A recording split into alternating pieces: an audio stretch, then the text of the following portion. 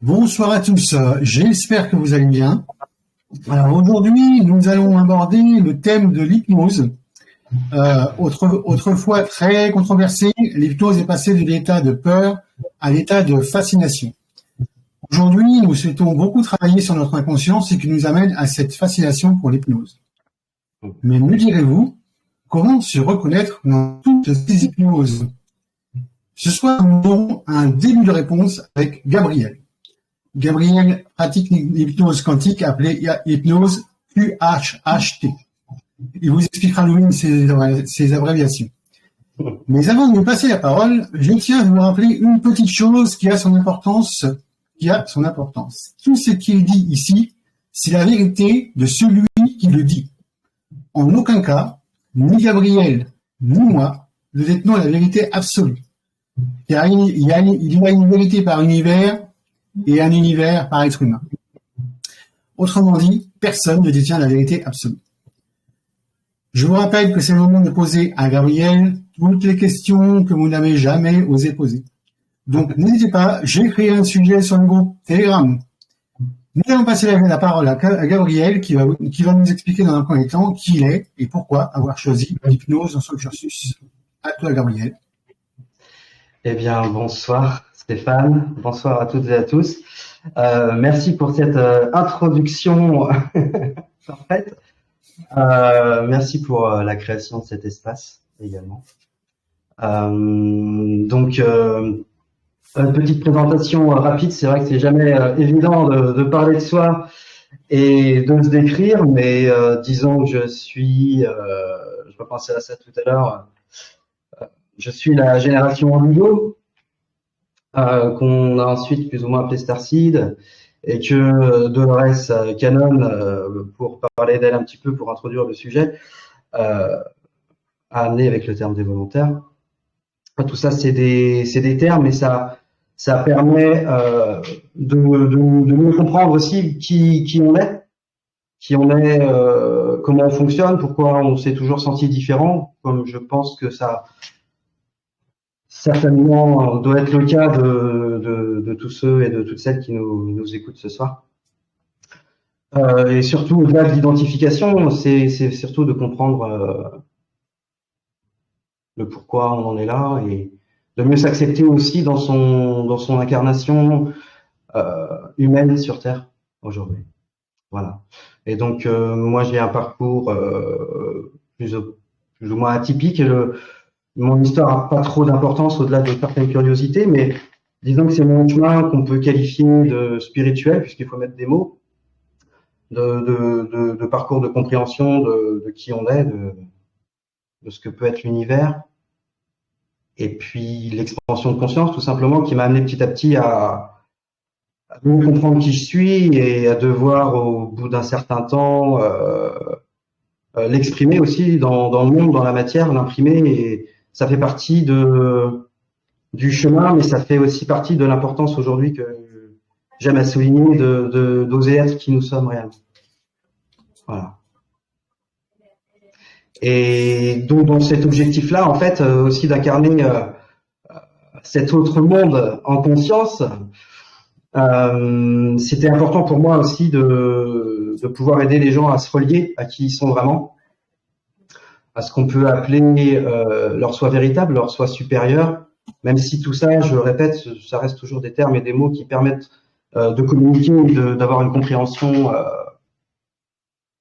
dans l'échange, mais faut surtout pas s'arrêter à des termes, puisque plus on avance et plus on expanse notre conscience, plus on comprend, plus on grandit, plus on intègre et plus les éléments qui viennent à nous sont différents, bougent, évoluent, et c'est important de ne pas s'enfermer aussi bien dans des termes que dans des croyances, puisque de mon point de vue, une croyance est de par nature limitante. Et donc voilà pourquoi l'hypnose QHHT, qui est donc une technique d'hypnose quantique, de soins quantiques, qu'a mis en place Dolores Cannon. Pour ceux qui connaissent pas, donc Dolores Cannon était une hypnothérapeute américaine qui nous a quittés en 2014, quittés de façon relative, puisqu'elle nous accompagne, elle accompagne beaucoup de praticiens. Et elle est très présente, elle est très active pour nous aider à faire le grand saut, à évoluer. Et elle a donc, au fil de nombreuses années, de dizaines d'années de pratique, mis au point, élaboré, perfectionné une technique d'hypnose qui permet d'atteindre des niveaux de conscience qu'on n'atteint pas avec une hypnose dite classique. Elle a ouvert la voie, c'était une grande précurseuse dans sa manière d'expérimenter la conscience et le monde visible et invisible. Surtout invisible finalement, surtout celui qu'on ne perçoit pas dans un premier temps. Et donc, grâce à ça, on a une technique d'hypnose qui est très puissante, très élaborée. Et quand on la prend bien en main, quand on est aligné avec son éthique, avec son cœur, j'ai envie de dire, aussi bien le cœur que le cœur de la pratique en elle-même, mais aussi son propre cœur, on arrive à faire des choses extraordinaires. Voilà. Je ne sais pas si tu as des questions, si tu veux continuer. Non, mais alors on va continuer en sachant que la question que je me pose régulièrement, c'est dans la spiritualité dans son ensemble, l'hypnose est un outil, tout comme d'autres outils. Alors pourquoi on en vient à cet outil particulier qu'est l'hypnose, qui est quand même le fait de rentrer dans l'inconscient des personnes qui sont en face. Et qu'est-ce qui t'a poussé, qu'est-ce qui t'a amené un peu à rentrer dans cet outil-là? Moi, c'est ça qui m'intéresse à savoir, et enfin, qui m'intéresse à savoir un peu tout le monde, c'est pourquoi on n'utilise plus cet outil-là qu'un autre. Et concrètement, qu'est-ce qui fait que on soit un peu fasciné par cet outil, justement? Alors moi personnellement, en fait, c'était l'objectif, comme je le disais tout à l'heure, l'objectif c'était vraiment de trouver, je ressentais le besoin, l'appel, si je puis dire ça comme ça, de trouver un moyen de contacter, de relier la personne avec ce qu'on appelle sa conscience supérieure, son soi véritable, ses guides, son être source, son soi divin, pour élaborer un peu l'approche. Et donc du coup, moi j'ai cherché ce qui existait déjà en fait, tout simplement. Et même si ça peut paraître étrange, moi j'avais pas une attirance spécifique pour l'hypnose. L'hypnose en elle-même ne m'intéressait pas à la base, mais c'est vraiment, comme tu le dis, l'outil, et donc ce que cet outil nous permet de faire, qui m'intéressait. Et c'est pour ça en tout cas que je suis allé vers cette pratique. Et c'est vrai qu'il existe aujourd'hui beaucoup de choses, donc une approche plus superficielle en termes on va dire de type de transe hypnotique, qui va être par exemple le type érectionnel, où là on va traiter des choses qui sont plus en surface, dans un subconscient que l'on va pouvoir associer à un subconscient qu'on va nommer de psychiatrique, que les psychologues vont aussi employer. Là, on parle d'un autre subconscient, on parle, Dolores ne savait pas comment l'appeler, donc elle l'a appelé le subconscient, mais d'arriver à cette conscience universelle, en fait, c'est vraiment ça. C'est vraiment ça. Donc, voilà pourquoi l'hypnose. Voilà pourquoi l'hypnose. Après, elle a cette particularité comme d'autres techniques, même si elle a été, c'est QHHT, donc qui est Quantum Healing Hypnosis Technique, donc littéralement technique d'hypnose de soins quantiques.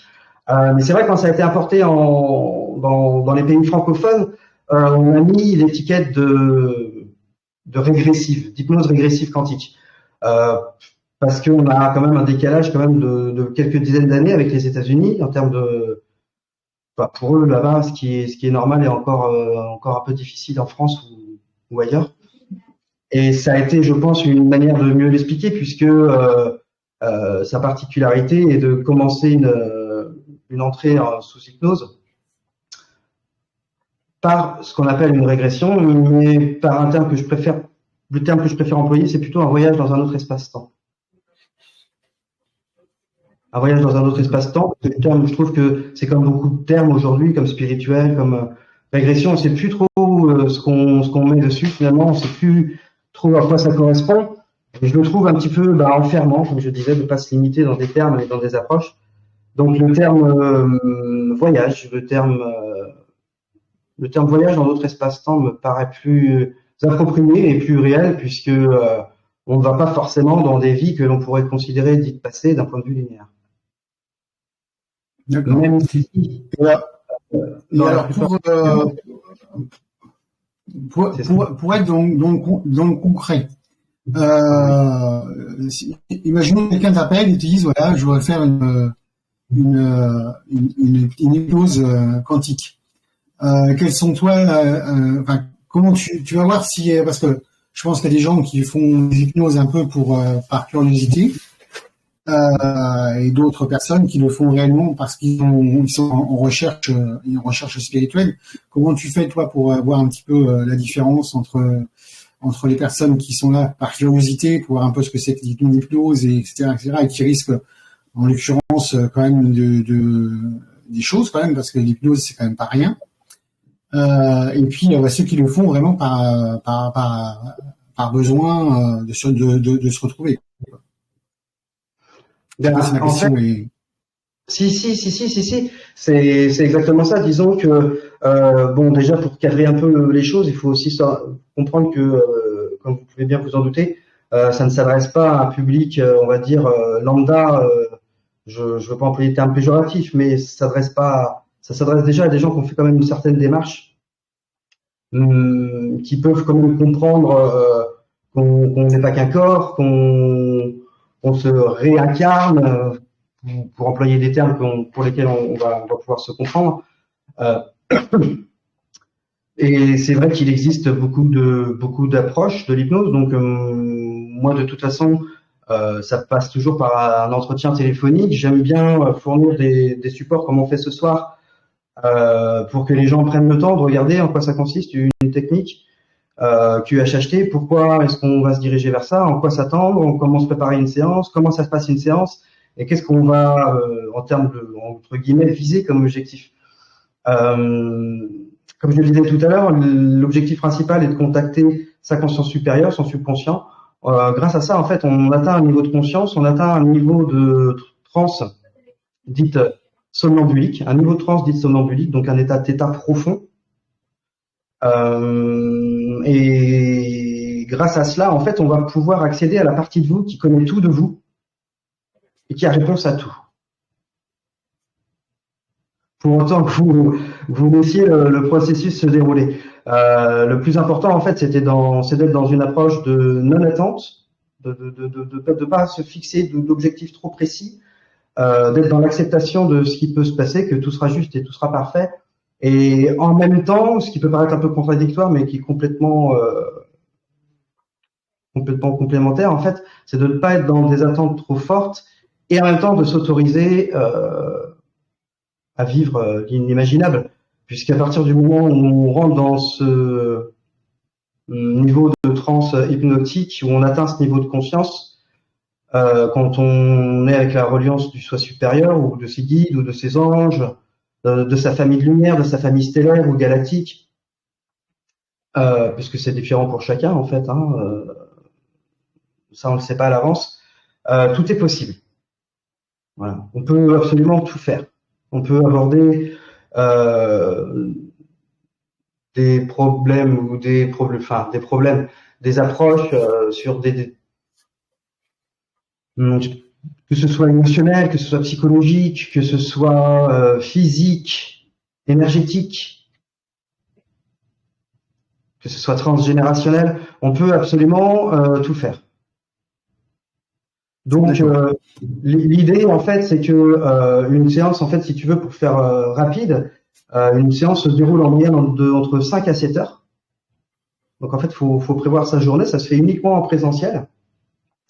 Et on va débuter par une prise de contact, évidemment, mais on va surtout faire connaissance, dans le sens où j'ai besoin en toute bienveillance, sans jugement, et puis en toute confidentialité aussi, de connaître qui vous êtes, même si en quelques heures, ça restera en quelque sorte superficiel, mais que j'ai le plus d'éléments en ma possession pour pouvoir vous aider de la meilleure façon possible quand vous serez sous hypnose. Donc, c'est connaître votre histoire de vie, connaître votre parcours, votre chemin, pourquoi vous en êtes là aujourd'hui. Donc, il faut être prêt à se livrer à cet exercice, mais bon, ça se passe toujours très bien. C'est plus facile pour certains, pour d'autres, que pour d'autres, puisqu'on n'a pas forcément l'habitude de parler de soi et puis de raconter sa vie, entre guillemets. Et de ton côté, en fait, tu vas, par exemple, tu vas préparer une liste de questions, de thèmes qui te sont chers, de questions que tu t'es toujours posées, de problématiques que tu vas aborder, de comprendre pourquoi tu fonctionnes comme ça, pourquoi tu as choisi de venir sur Terre. Après, c'est propre à chacun. En fait, on peut absolument poser toutes les questions imaginables. Voilà. Donc, s'il y a un sujet où la personne se demande est-ce que ça, c'est possible, quel que soit le sujet, ce sera oui. Tout est possible. Tout est possible. D'accord. Mais justement, je m'entends en double, si c'est normal. Ah, ça va. Alors moi, je parle d'un principe fondamental. Est-ce que il est pas, parce qu'en fait, je dis l'avenir du monde nouveau, c'est que c'est le collectif. Est-ce que toi tu penses qu'un jour ou un autre les hypnoses quantiques seront plus collectives que individuelles? Parce qu'en fait, moi je parle d'un principe fondamental, c'est que quand en individuel, tu essaies de gérer, je vais dire, une pièce du puzzle. Et est-ce qu'en collectif, tu n'aurais pas, par exemple, une dizaine de pièces de puzzle en même temps, si tu as 10 personnes, par exemple? Est-ce que toi, tu vois un peu dans le futur, entre guillemets, la pratique de l'hypnose quantique plus collective, avec la même famille d'âmes, bien évidemment, que quelque chose qui va rester dans l'individualité? Alors, si tu veux, on peut aborder. C'est une question intéressante, déjà. Je vais essayer d'y répondre sous plusieurs angles, parce que du coup, ça soulève d'autres choses. Dans la partie pratique technique, non. Non. Pourquoi? Parce qu'en fait, moi, je t'emmène dans un autre espace-temps. Donc, j'ai besoin d'être avec toi, concentré dans ton espace, pour te guider, pour comprendre où tu es. Donc, si toi, tu es dans tu visites une autre vie, l'autre personne à côté visite une autre vie, l'autre personne à côté visite une autre vie, c'est pas possible.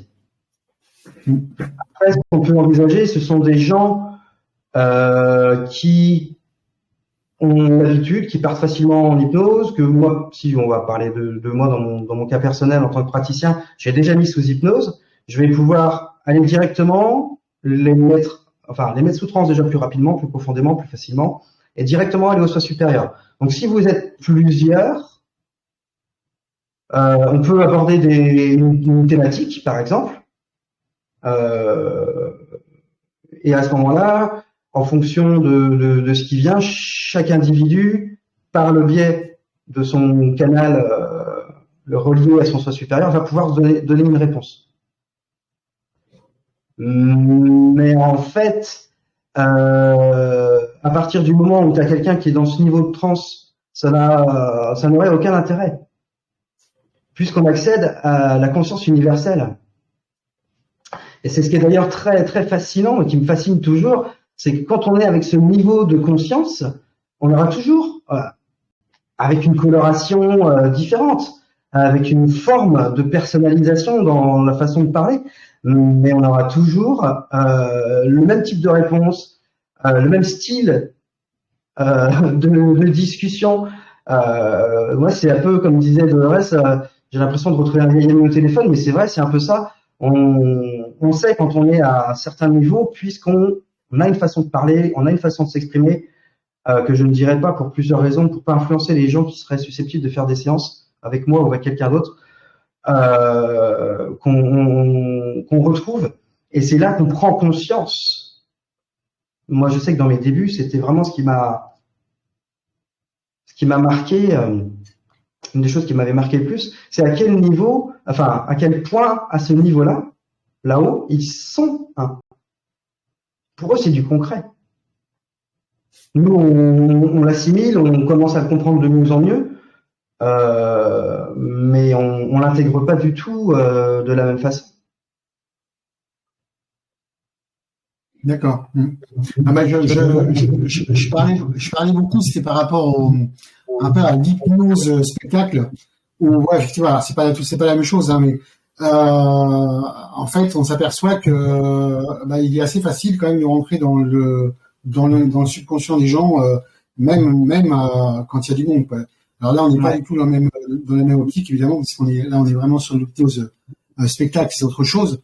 Mais voilà, c'est pour ça que je pose la question par rapport au collectif et surtout, est-ce que ça a un intérêt, effectivement, là tu m'as dit que non, mais est-ce que ça avait un intérêt qui soit intéressant ou pas? En fait, si tu veux, c'est chaque travail, chaque guérison, chaque évolution personnelle nourrit le collectif. Donc à chaque fois qu'on évolue, à chaque fois qu'on monte en conscience, on nourrit le collectif. On prend conscience de plus en plus, et ça guérit le collectif, ça guérit l'humanité de manière générale. Même si on ne le perçoit pas instantanément, c'est toi plus moi, plus il, plus elle, plus nous, plus vous, qui faisons tout. Et donc de toute façon, chaque démarche de guérison, de compréhension et d'expansion de conscience va agir sur le collectif. Et c'est aussi pour les gens qui font une séance de prendre conscience aussi qu'on est tous un à leur manière, qu'on se connecte à quelque chose de beaucoup plus grand que nous. On ouvre une porte et quand on accède et quand on le ressent, quand on le voit, quand on l'entend, quand on l'intègre, on le garde et c'est aussi une ouverture sur une forme de désidentification, je vais y arriver, de se désidentifier, qui pour moi est essentiel en fait. Prendre conscience qu'on a été au Moyen-Âge, qu'on a vécu à la préhistoire, qu'on a été Jules César ou un fermier, ou prendre conscience qu'on a vécu sur Vénus, qu'on a été un être de lumière, qu'on a été une planète, une étoile, qu'on a été complètement dissous dans le néant, qu'on a été le tout. Le but n'est pas de s'identifier à ça. Le but, c'est de prendre conscience qu'on n'est pas Stéphane, on n'est pas Gabriel, que tout ça, c'est qu'une apparence, même si elle est réelle quelque part, dans son illusion, elle est réelle. Mais c'est aussi de se désidentifier par rapport à la personnalité, par rapport à l'ego. Et quand on le vit, quand on le ressent, on comprend, bah oui, je suis pas que ça, en fait, j'ai été plein de choses. J'ai été plein de choses. Et je suis surtout un être multidimensionnel, illimité, divin. Et tout ça, on l'intègre, et tout ça, plus on l'intègre individuellement, plus le collectif l'intègre. En définitive, l'objectif, c'est quand même de pouvoir s'auto-hypnotiser et de faire ce genre de travail tout seul, en définitive, je pense aussi, non? Oui, bien sûr. On peut tout faire seul. Ce sont juste des outils qui donnent un grand coup d'accélération, en fait. Après, c'est vrai que pour être très précis, ce qu'on fait en QHHT, tu peux pas le faire tout seul. Même si tu es hyper avancé, que tu es un maître dans la méditation, même si tu es praticien, parce que tu as besoin d'être guidé. C'est-à-dire qu'en fait, quand tu rentres dans un état, si par exemple tu arrives à aller dans une autre vie, tu vas naviguer, et ça va être hyper difficile en fait déjà de comprendre pourquoi tu es là, d'aller quelque part, de comprendre ton environnement, d'avoir des informations, et après de discuter en fait avec ton soi supérieur ou tes guides ou peu importe avec qui on sera en contact, à quelle partie de toi en fait on rentre en contact, tu auras quand même toujours besoin de quelqu'un qui pose des questions. Mais effectivement, le but c'est d'être autonome. Le but c'est d'être autonome. Et une fois qu'on a créé cette reliance, une fois qu'on a ouvert cette porte, en fait, le but c'est que tu puisses ensuite le faire tout seul. C'est être de nos ressentis, de notre intuition, de nos guidances, des signes, et de pouvoir poser des questions. Et puis après, si tu l'entretiens et que oui, voilà, et que tu l'entretiens, tu pourras le faire tout seul, effectivement.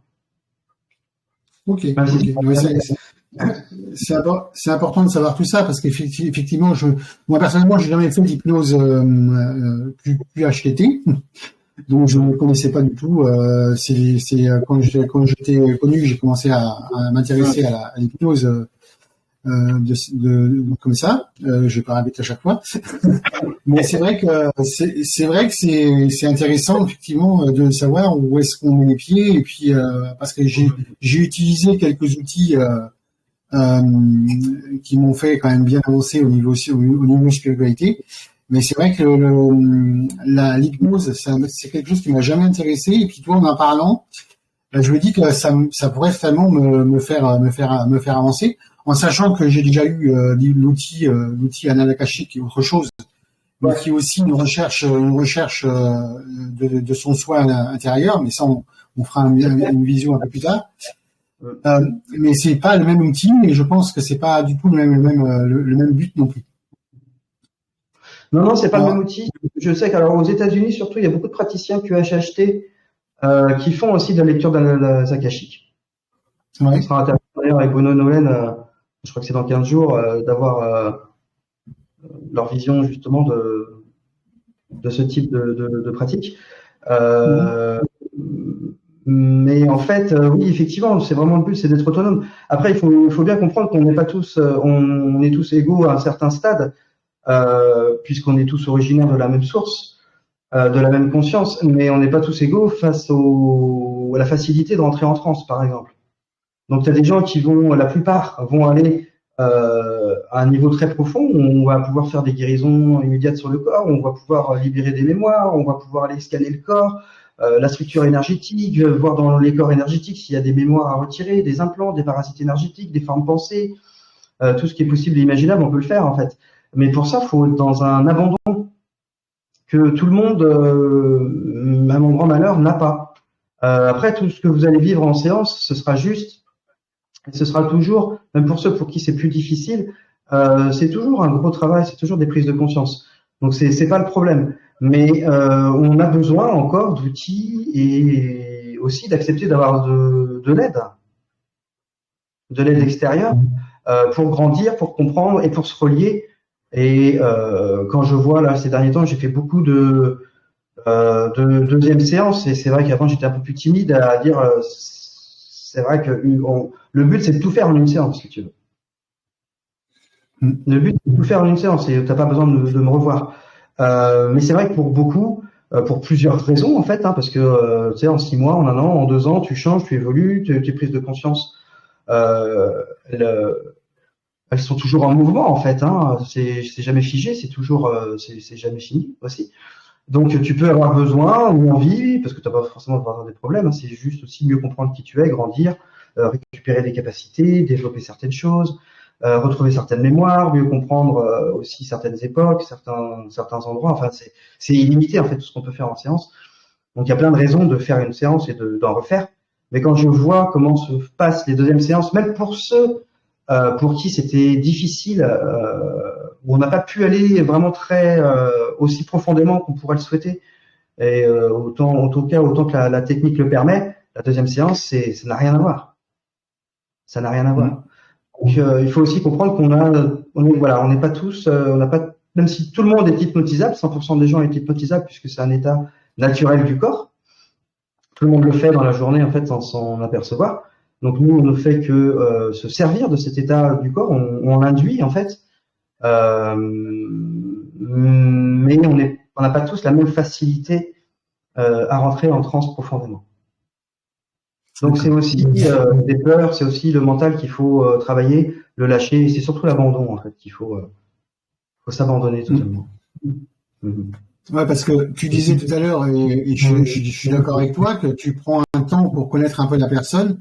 Mais il faut aussi que la personne, parce c'est une histoire de confiance entre le praticien et puis la personne qui est hypnotisée. Donc, quand tu dis qu'il faut que tu apprennes à connaître la personne, il faut aussi qu'elle apprenne à te connaître et qu'elle puisse se lâcher quand il y a effectivement quand elle est en séance. Donc effectivement, les deux sont importants. C'est pour ça que c'est important ce qu'on fait ce soir aussi, au-delà de ma personne, c'est que les gens aient une vision aussi un peu plus globale, qui qui puissent aussi avoir des supports sur lesquels se fier. C'est ce que je dis toujours, prenez le temps d'écouter au-delà de la technique, au-delà de l'expérience, du nombre d'années. Tout ça, c'est mental en fait. Ce qu'il faut, c'est écouter votre cœur, écouter votre intuition, être à l'écoute de soi. Bon, ouais, je le sens pas. Faut toujours que ce soit un choix du cœur. Prenez le temps d'appeler la personne, le praticien, la praticienne, l'hypnothérapeute, l'énergéticien, peu importe ce que vous faites en fait. Prenez le temps de l'appeler, d'écouter. Et c'est pas parce que vous appelez que vous êtes obligé de prendre rendez-vous et d'aller au bout. Mais c'est hyper important de s'écouter. Et effectivement, cette discussion, cet échange avant l'hypnose, elle est très importante. Et c'est pour ça que je dis souvent, je sais à quelle heure j'arrive, je sais jamais à quelle heure je repars, parce que moi, je compte pas en fait. On prend le temps qu'il faut. Il y a des gens qui vont discuter pendant 1h30. Au bout d'1h30, voilà, on est prêt à s'allonger, puisque l'hypnose en elle-même se fait allonger sur un lit. Et pour d'autres, ça va être 3 heures, 3h30. C'est pas grave en fait. Ce qu'il faut, c'est qu'on prenne le temps qu'il faut. On prenne le temps qu'il faut. C'est essentiel, comme tu dis, pour ça fait partie intégrante en fait du processus. Hein. Ce lien de confiance, il est essentiel en fait. Ouais. Puis, de toute façon, l'outil, c'est toujours ce que je dis. Je dis toujours, on peut faire un gros trou à la main sans problème, mais c'est quand même plus rapide avec une pelle ou avec une pioche. Donc l'outil est quand même très intéressant, effectivement, comme tu dis, pour avancer plus vite, effectivement. Mais oui, c'est exactement ça. C'est exactement ça. Et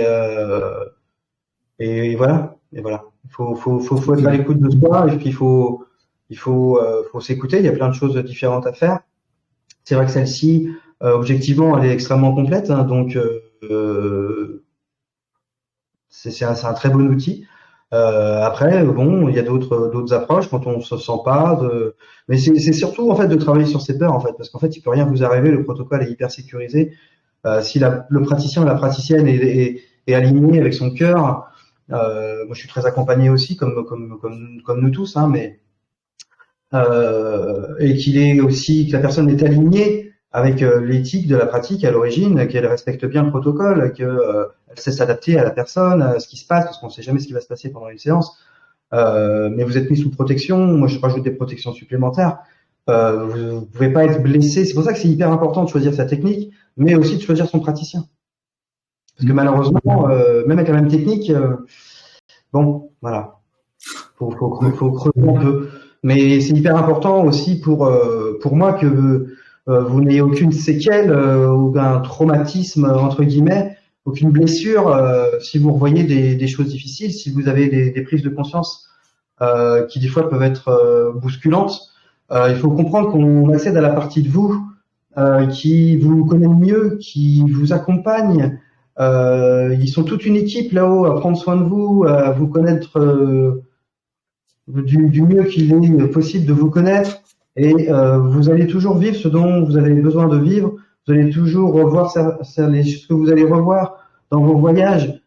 C'est toujours ce que vous avez besoin de voir au moment de faire la séance pour libérer des mémoires, pour comprendre pourquoi vous agissez comme ça, pourquoi vous avez telle problématique, pourquoi vous avez tel type de comportement, pourquoi vous en êtes là tout simplement dans votre vie actuelle.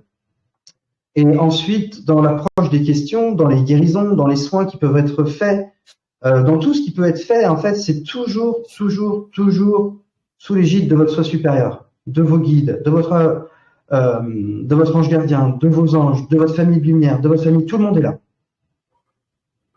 Ils le savent. Ils le savent que vous faites cette séance. Ils vous ont mis sur le chemin. Ils vous ont mis vers le praticien ou vers la praticienne. C'est aussi être à son écoute, c'est écouter son intuition. Donc quand on est en reliance, on va aller vers des gens, vers des choses qui sont utiles pour nous et qui vont nous aider et qui vont nous permettre de grandir, d'évoluer, de guérir. Donc il faut bien comprendre qu'en fait on n'a rien à craindre, absolument rien à craindre. Moi, une question vient encore à l'esprit avant qu'on passe aux questions du groupe.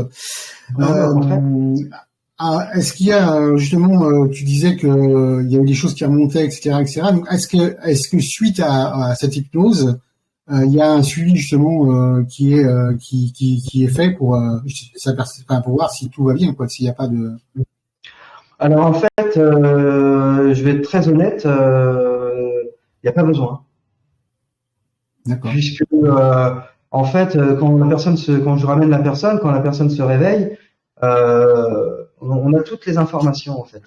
Mais moi, en tout cas, personnellement, je ne sais pas comment font les autres, mais je suppose que je suis pas le seul, et bien évidemment, je le dis toujours, donnez-moi des nouvelles, surtout quand vous avez réécouté la séance une fois, deux fois, puisque l'hypnose est enregistrée, je vous remets l'enregistrement audio, et ça fait partie intégrante du processus, c'est même un des côtés les plus importants, c'est la réécoute.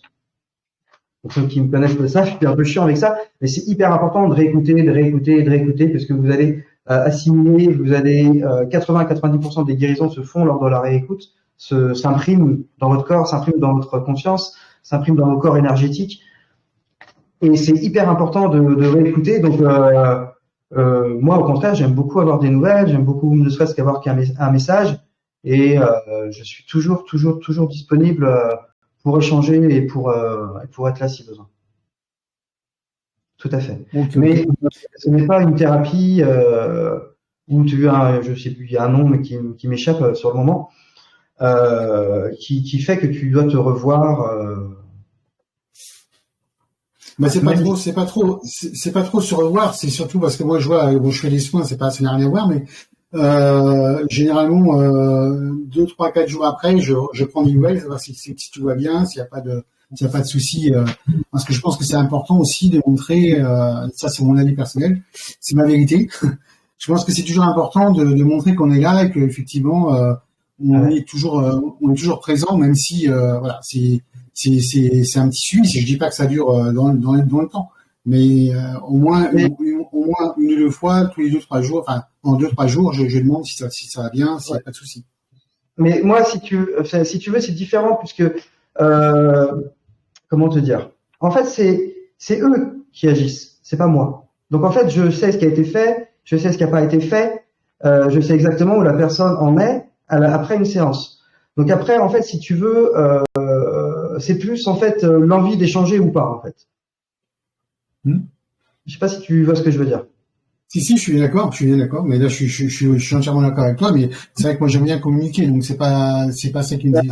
En fait, ça me permet, moi, personnellement, de savoir, alors évidemment, moi, c'est pareil, les soins, je sais que c'est pas moi qui fais les soins, je suis qu'un canal, mais moi, ça me permet de savoir que tout va bien, que, alors c'est peut-être aussi un peu l'ego qui interagit, je sais pas trop, je sais pas comment ça pourrait se fonctionner.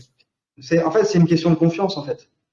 C'est une question de confiance. Mais je suis entièrement d'accord avec toi. Hein. Je suis entièrement d'accord avec toi. Mais là, c'est un processus, si tu veux, qui est différent. Tu passes la journée avec la personne. Il y a l'enregistrement, donc il y a des gens qui vont écouter le soir même. Il y a des gens qui vont mettre une semaine avant de réécouter. Moi, je suis là. Mais je vais pas t'envoyer un message tous les jours. Ça va. Non, je sais comment t'es. Je sais que ça va. Mais je suis là. Donc, tu as des gens qui vont avoir le besoin d'échanger, qui vont écouter la séance, qui vont avoir des questions, qui vont avoir surtout besoin d'être rassurés. Parce que même si on arrive à chanter le mental pendant la séance, le mental, il revient après. Donc, il y a des gens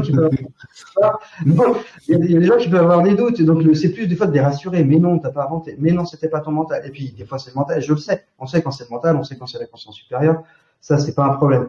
Mais, en fait, c'est plus individuel, en fait. Ça va dépendre de chacun. T'as des gens qui vont ressentir le besoin d'échanger, avec qui il y a un lien aussi, parce que bon, c'est dans ma nature aussi. C'est vrai que on crée des liens assez facilement, donc de prendre des nouvelles. Mais oui, bien sûr. Mais t'as pas besoin d'avoir un suivi en fait de ce style. Même si je demande que ça en fait, parce que j'aime bien savoir comment les gens vont. J'aime bien. C'est surtout moi j'ai la chance en plus de beaucoup de gens qui ont fait une séance avec moi. J'ai la chance de revoir la plupart des gens, de les croiser sous toutes les raisons possibles et imaginables, d'avoir des nouvelles. Donc ce qui est passionnant, c'est de revoir les gens 1 mois, 6 mois après, 1 an après, et de voir à quel point ils sont transformés et à quel point ils sont changés. Et tu sais, c'est toujours pareil. En fait, quand t'as pas de nouvelles, c'est que tout va bien. Oui, on ressent pas le besoin de te dire ça va super, mais merci. Puis c'est pas le but de toute façon, donc voilà. Ok. Alors la première question du groupe, c'est Estelle qui la pose. lorsque tu mets quelqu'un en hypnose, vois-tu aussi ce qu'il voit? Alors, c'est une question qu'on me demande souvent. En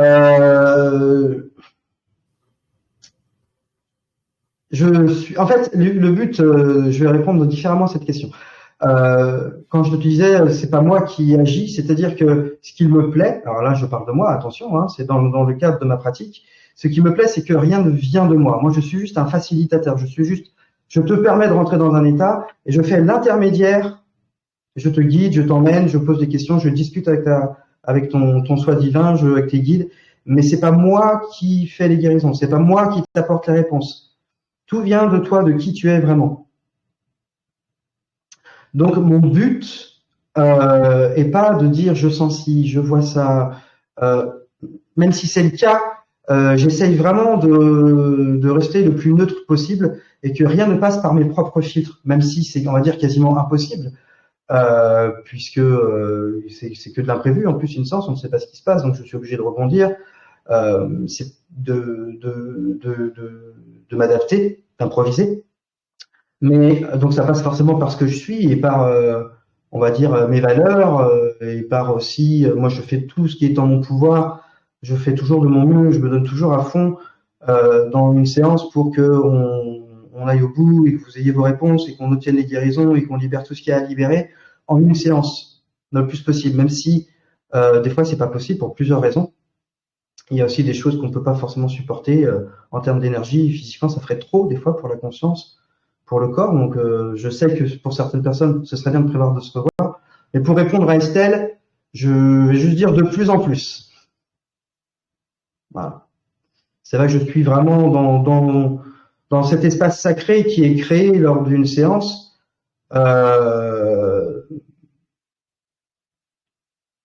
Comme je vous disais tout à l'heure, ils sont déjà au courant puisqu'ils vous ont mené à faire cette séance. Donc, tout est déjà prêt à être déprogrammé et reprogrammé. Moi, mon rôle, ça va être en fait, comme je disais, de faire l'intermédiaire et de faire descendre l'énergie pour qu'elle imprègne dans la matière. Pour que ça s'ancre, en fait. Si je ne demande rien, il ne se passera rien. Ils feront rien. Tout est prêt, ils peuvent tout faire. Mais même si votre état le permet, si moi je fais rien, ça ne se fera pas. Donc oui, effectivement, je suis avec vous, mais je suis ancré et je suis là pour vous guider et de pas être, j'essaie en tout cas dans la mesure du possible de pas être influencé par ce qui se passe, parce que vous vivez. C'est aussi important le parcours personnel dans ces cas-là, parce qu'il peut se passer des choses absolument magnifiques, extraordinaires, mais aussi des choses très difficiles pour certains. Donc il faut être prêt à tout voir, à tout entendre, à tout comprendre, en tout cas dans la mesure du possible. Et puis dans une séance, que ce soit pour le praticien ou pour la personne qui est sous hypnose, on ne vit que ce qu'on est prêt à intégrer, à comprendre, puisque le mental aussi peut comprendre. Donc c'est tout est ok de ce côté-là, mais voilà, je rentre pas avec toi en transe, pour répondre à ta question. D'accord. La question suivante de Moon qui dit ton parcours t'a amené vers cet outil. Comment as-tu décidé un jour de le proposer aux gens pour se relier à leur soi supérieur et se souvenir de qui ils sont vraiment? As-tu une séance toi-même et tu t'es dit que c'est l'outil que tu souhaites déployer ou as-tu essayé d'autres outils avant? Alors oui, ben en fait c'est comme je le disais tout à l'heure, en fait moi je suis allé vers ça justement pour ce qu'on peut faire avec cette technique. Question était un peu longue. Oui, donc alors moi j'ai mis très longtemps en fait avant de trouver un praticien, qui était une praticienne d'ailleurs, parce que je voulais absolument vivre l'expérience. Et entre le moment, parce que ça a pris quand même du temps, très longtemps, entre le moment où j'ai voulu faire une séance, quand j'ai découvert cette technique, et ce qu'on pouvait faire, et quand j'ai voulu le faire par moi-même, il s'est passé beaucoup de temps en fait avant que je trouve quelqu'un. Et entre-temps, c'est imposé à moi en fait le fait de vouloir faire la formation. Donc c'était évident que je voulais vivre l'expérience et même au-delà de vouloir faire la formation et d'en faire mon activité qu'on peut qualifier de professionnelle, Quand je suis ressorti de là, je me suis dit, mais c'est tout le monde devrait vivre ça. C'est incroyable. Tout le monde devrait vivre ça. C'est une expérience, enfin, de mon point de vue, en tout cas, qui est merveilleuse et qu'il faut vivre au moins une fois. Et puis, bah, évidemment, quand tu fais la formation, le but, c'est de le faire. Donc, il faut trouver déjà des gens pour valider ta certification. Il faut faire 25 séances, en fait, gratuitement ou en don libre pour te faire la main, en fait, hein, et pour valider ta certification. Donc, ça va de soi, en fait, hein, même si beaucoup de gens vont pas au bout de la formation, parce que c'est très difficile. Beaucoup de gens n'y arrivent pas, ça prend beaucoup de temps, et même sur tous ceux, malheureusement, sur tous ceux qui ont la certification, QHHT, je parle, ne pratiquent pas vraiment, en fait.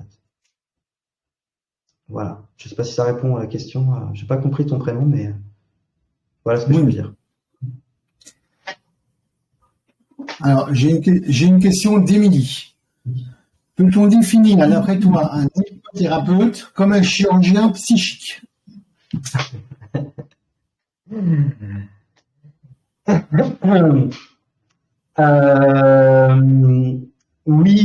on peut. Oui, en quelque sorte. Oui, on peut en quelque sorte. Même si, comme je tiens quand même à ça, dans cette technique-là, le but c'est que moi, le praticien ne soit qu'un intermédiaire, un facilitateur. Mais tout ce qui est intervention sur la psyché, sur le corps émotionnel, sur les corps énergétiques, sur le corps physique, sur les mémoires, enfin sur tout ce qui est possible, tout ce qui est nécessaire d'agir, c'est toujours là-haut. C'est jamais moi. Même si je peux donner un petit coup de pouce quand c'est nécessaire. Mais oui, la chirurgie psychique.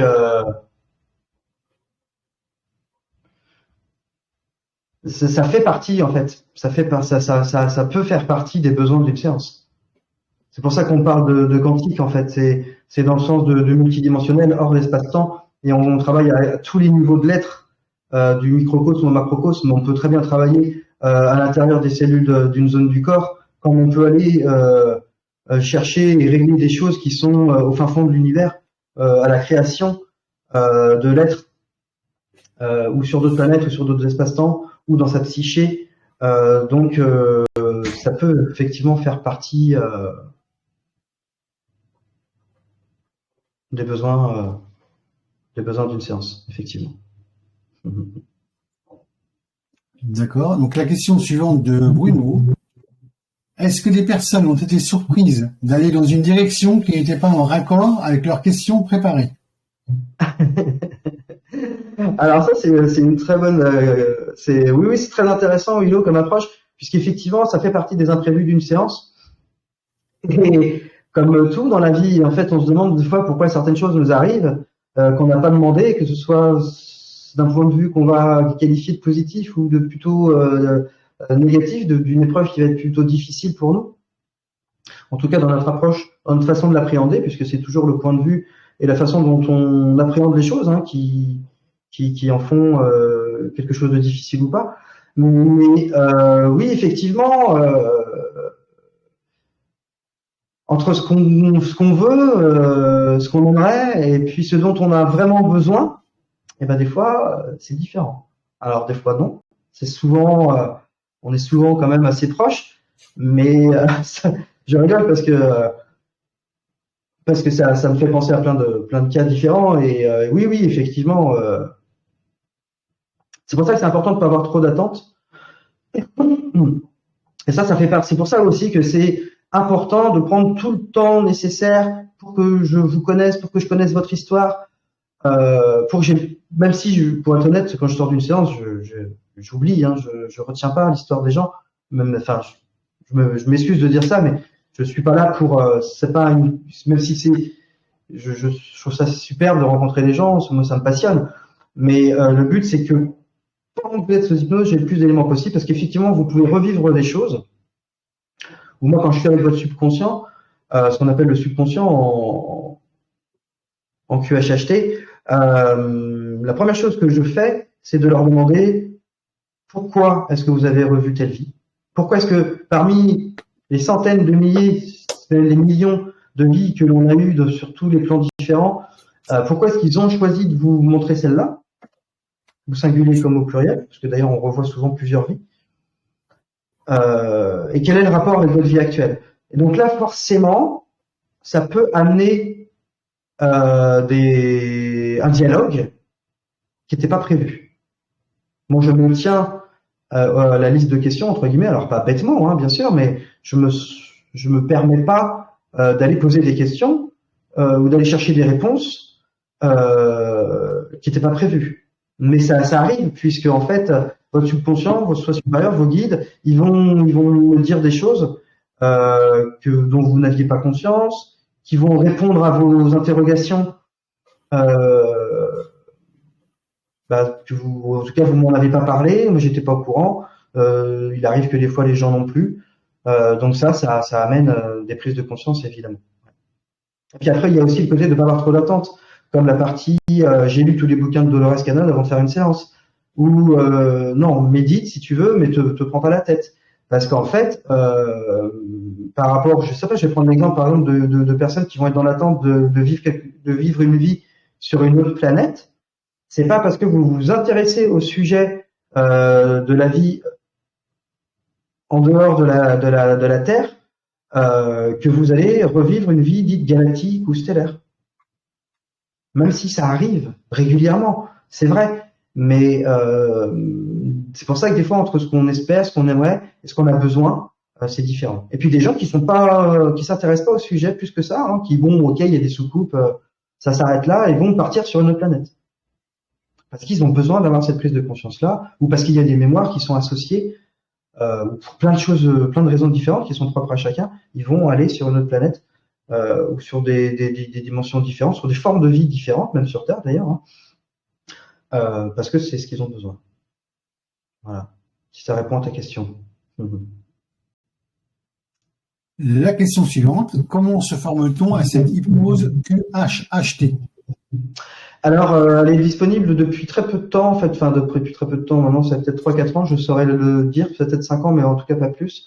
Je ne pense pas en français. Donc avant, il fallait absolument être bilingue et de pouvoir se déplacer principalement aux États-Unis, même si il peut arriver dans certains pays d'avoir des formations irrégulières. Donc en fait, la formation se fait à distance. En fait, pour ma part, c'est comme ça que ça s'est fait.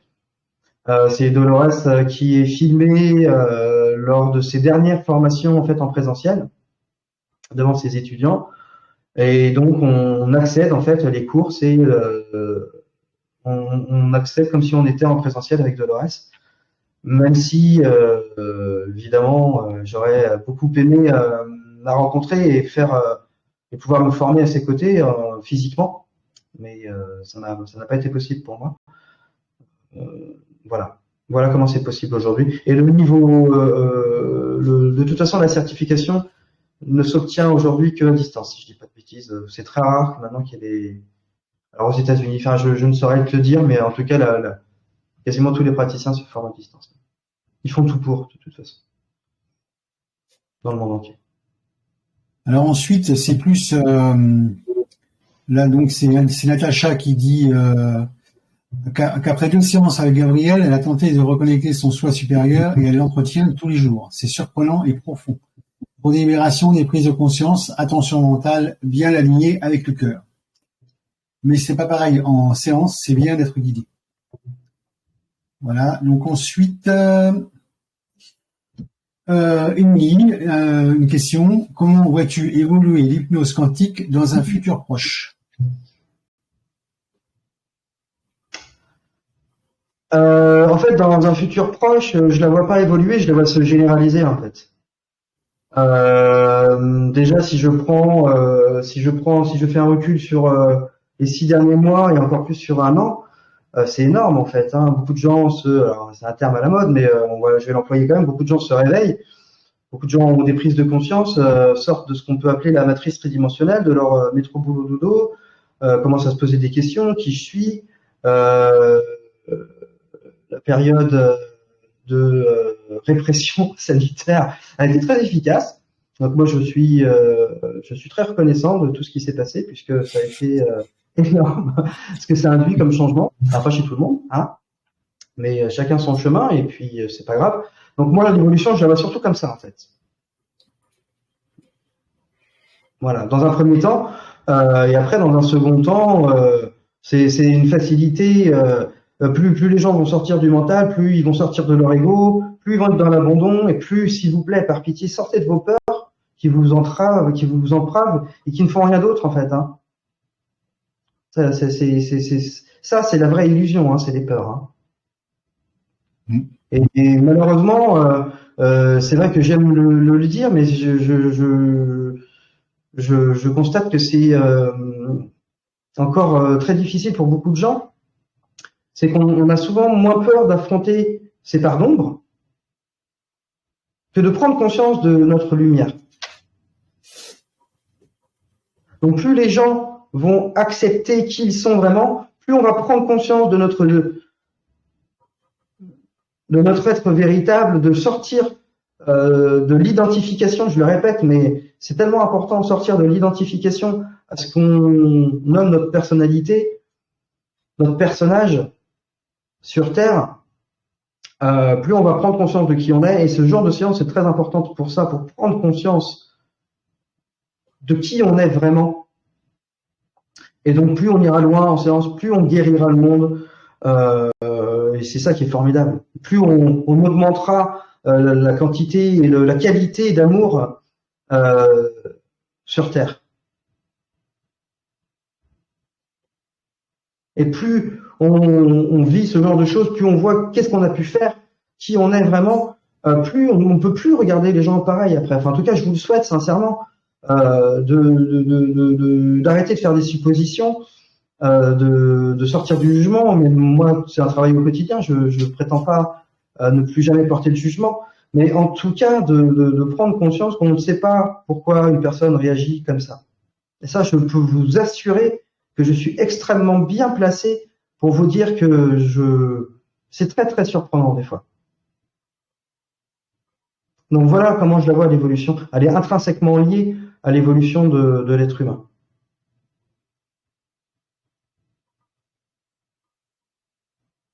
C'est une très belle réponse.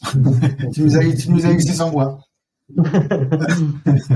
La question suivante est, lors de ces séances, est-il possible qu'il ne se passe rien pour la personne en état d'hypnose? As-tu eu le cas? C'est une question de Lydie. C'est une question de Lily. Lily. Alors, bah oui. Comme je dis, vous n'avez rien à craindre. La pire des choses qui puisse se passer, c'est rien. Voilà.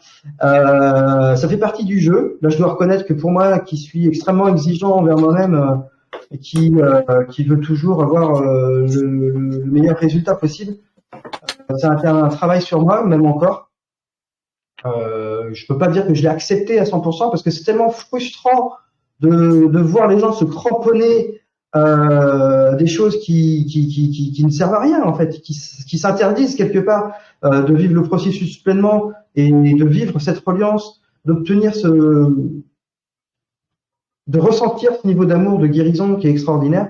C'est toujours un peu frustrant, mais oui, ça fait partie du processus. Dolores dit que c'est une technique qui marche sur 9 personnes sur 10. Donc moi, c'est les résultats que j'ai toujours eus. 9 personnes sur 10 qui vont aller au niveau profond, au niveau souhaité, où on va faire tout ce qui est possible de faire. Et dans les 10%, il va y avoir un tout petit pourcentage où il va rien se passer. Mais c'est quand même rare. Quelqu'un qui part pas du tout, c'est très rare. Ça m'est pas arrivé souvent, un peu plus dans mes débuts, dans mes premières séances, mais sincèrement, c'est rare. Mais effectivement, ça fait partie du jeu. Mais ça fait partie d'une prise de conscience, parce qu'on peut pas tricher en fait sous hypnose. En tout cas, avec cette technique, on peut pas tricher. Vous êtes mis, alors c'est pas le terme forcément approprié, je veux dire face à ce que vous êtes, mais vous pouvez pas faire semblant. On peut pas faire semblant, on peut pas tricher. Donc c'est soit ça fonctionne moyen, soit ça fonctionne bof, ou pas du tout, mais on peut pas faire semblant. Voilà. Donc c'est toujours une prise de conscience. Quand on n'y arrive pas, c'est toujours qu'il y a quelque chose à comprendre. Pourquoi est-ce que je lâche pas prise? Pourquoi est-ce que je m'abandonne pas? Pourquoi est-ce que je sors pas du mental? Pourquoi est-ce que dès que je rentre sous transe, j'ai des peurs, je me cramponne et je reviens? Mais voilà, ça fait partie du chemin et c'est ce que vous aviez besoin de vivre. Et puis quand on se revoit, peu importe le temps qui passe, en deuxième séance, hop, on y va, et c'est parti, et on vit l'expérience à fond.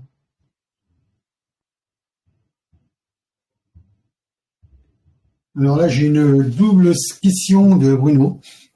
Y a-t-il un délai à respecter entre deux séances et c'est mieux que les séances se fassent en présentiel ou à distance? Alors, moi, je ne pratique que HHT. Si l'éthique est respectée, ne se fait qu'en présentiel, en présentiel uniquement. Ce serait trop long à expliquer, mais pour plein de raisons différentes. Et non, aucun délai n'est à respecter en fait. On peut faire autant de séances que l'on veut. Il y a aucun souci de ce côté-là. Après, faut juste avoir le temps d'intégration nécessaire, se laisser le temps d'intégration qui va être différent pour chacun. Il y a des gens qui vont transmuter, qui vont intégrer, et puis chaque séance est différente, donc pour plein de raisons différentes, en une semaine, en un jour, et puis pour d'autres, il va falloir plusieurs mois, 1 an, 2 ans. Il n'y a pas de règle, mais en tout cas, c'est quand tu en ressens le besoin, et puis il faut avoir, j'ai envie de dire, une bonne raison de refaire une séance. Mais non, il n'y a pas de, on peut en faire une fois toutes les semaines si on veut. Il n'y a pas de contre-indication, en tout cas. Alors sinon, j'ai un témoignage plus qu'une question. Bonsoir, c'est de Sylvie qui dit bonsoir, j'ai fait une séance avec Gabriel, en plus de réponses précises sur mon enfance de ma vie actuelle, d'une neutralisation par mon soi divin d'un implant et de voyage sur une planète, je retiens surtout la confiance acquise dans mes ressentis et de ma partie divine et la distinction entre elle et mon mental. Merci à Gabriel pour cet accompagnement. Ah, c'est beau. Voilà, là on finit comme ça les questions. Ok, super. Donc si tu avais, est-ce que toi tu souhaites, je crois que tu voulais faire une petite méditation. Alors j'avais proposé de vous offrir, enfin en tout cas de partager avec vous, avec le groupe, vous pouvez faire une petite méditation de soins collectifs. Mais vu que ça fait déjà, je vois l'heure, ça fait déjà 1 heure, donc on pourra peut-être voir ça après l'enregistrement. Je sais pas ce que tu en penses. Ok, d'accord. Bon, enfin, on va. Donc je te laisse. Je te laisse le mot de la fin pour. Non, il n'y a plus d'autres questions. Ok. On arrive à la fin des questions. Eh ben, en tout cas, je te remercie, Stéphane, de ton invitation. En tout cas, je te remercie pour ce que tu fais et pour permettre aux gens de pouvoir s'exprimer. C'est très important.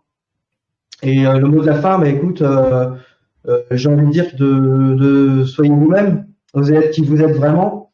Et si vous avez besoin d'aide, c'est avec grand plaisir pour comprendre et vous relier à qui vous êtes vraiment. Il faut aujourd'hui qu'on répande notre lumière sur le monde. Rencontrez-vous, rapprochez-vous, aimez-vous. c'est tout ce qui compte.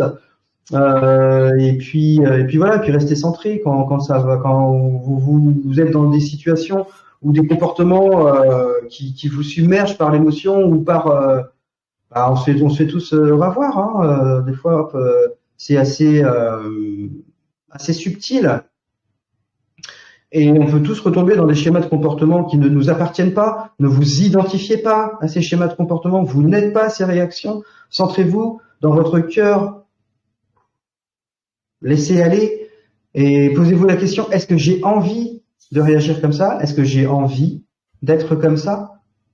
Et en général, ça va passer tout seul. Et comment j'ai envie d'être? Comment j'ai envie de me positionner par rapport à cette situation?